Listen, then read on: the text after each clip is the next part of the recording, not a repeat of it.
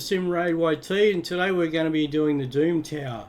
Before we go into the Doom Tower, we'll just check out the Great Hall so you can see what levels I'm at on the Great Hall, so you can see what I can achieve, what levels in the game. As you can see, I've put a lot of effort into the Void at this stage and for the accuracy on the Void, but we're building yellows as we go along.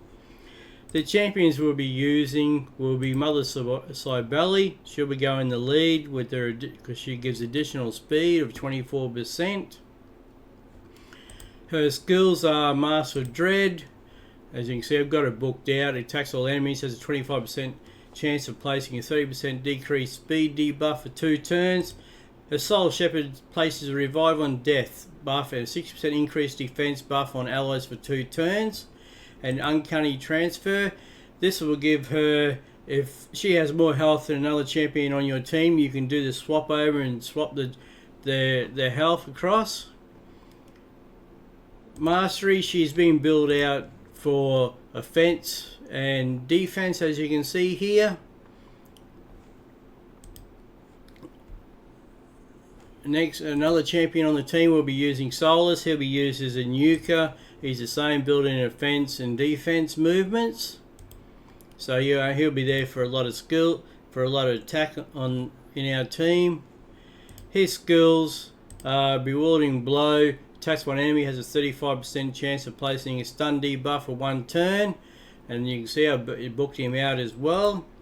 Attacks all enemies on his Reign of Terror, increases the duration of all debuffs on each target by 1 turn. Then places a Provoke debuff on all enemies for 1 turn, places a shield buff on this champion for 2 turns equals to 30% of the damage inflicted. Damage increases by 10% for each debuff on the target. Wave of Despair. Attacks 3 times at random. Each hit has a 75% chance to remove all buffs. Also places Provoke debuff for 1 turn if a buff was removed by this skill. The Provoke debuff cannot be resisted, and then his aura won't matter because he's not in the lead anyway. Another champion on the team will be Madame Ceres. For her masteries, we build her out in defense and support because she's really there for her buffs, so really for what we're going to use. She's booked out as well. Panic Spread. Attacks one enemy, has a 20% chance of placing a fear debuff for 1 turn. This chance increases to 30% if the target is under 1 debuff. This chance increases to 45% if the target is under 2 or more debuffs. Midnight Ritual decreases attack and decreases defense. Removes all buffs from enemies, then places a 50% decrease attack debuff and 60% decrease defense debuff on all enemies for 2 turns. Trick or Treat. Attacks all enemies, has a 40% chance of stealing 1 random buff from each target, places a block debuff, buff on all allies for 2 turns if any buff is stolen, places a True Fear debuff for 1 turn on enemies who have buff stolen. And she's booked out as well. Witch's Grace places a shield buff on this champion equal to 10% of their max HP at the start of each turn.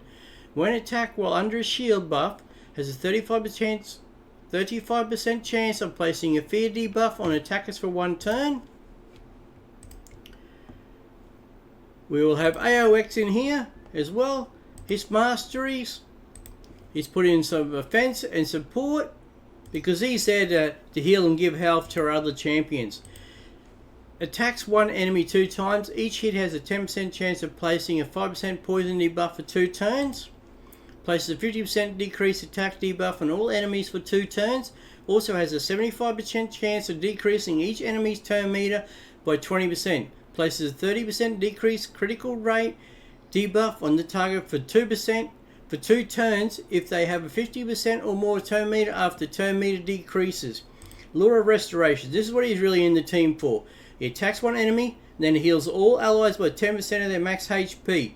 Heals each ally by an extra 2.5% for each debuff on the target, and I have him booked out as well. And then increases the duration of 2 random debuffs on the attacker by 1 turn when attack occurs once per hit. As you can see here, we have him up. Critical damage 79, but his crit rate's important to make it so his turns at 224. His accuracy is 224, so it's pretty good rate for at this stage. And then we have Royal Guard. Now, Royal Guard skills, he's going to be another nuker in the team. Attacks one enemy, has a 50% chance of placing a 60% decreased defense buff for 2 debuff for 2 turns.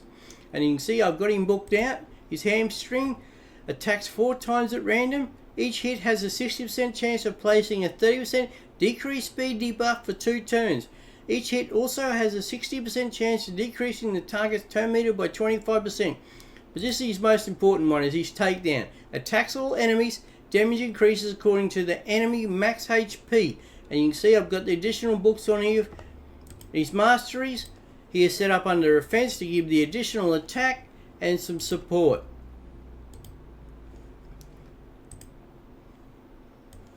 And that's how we'll be doing the start of the Doom Towers. And we'll be doing just the normal first.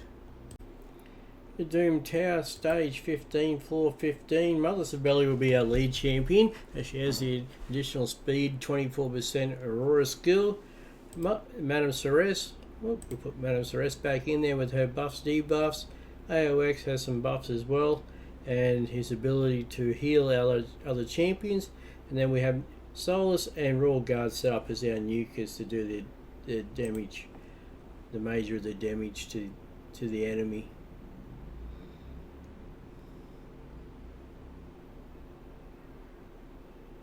Mother Sibeli, she'll lead off because she has the most speed in out of all our champions.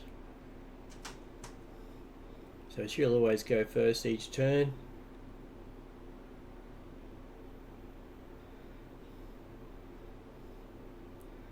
Then we get up some buffs there, which makes a benefit for our nukers then to come in and do additional damage.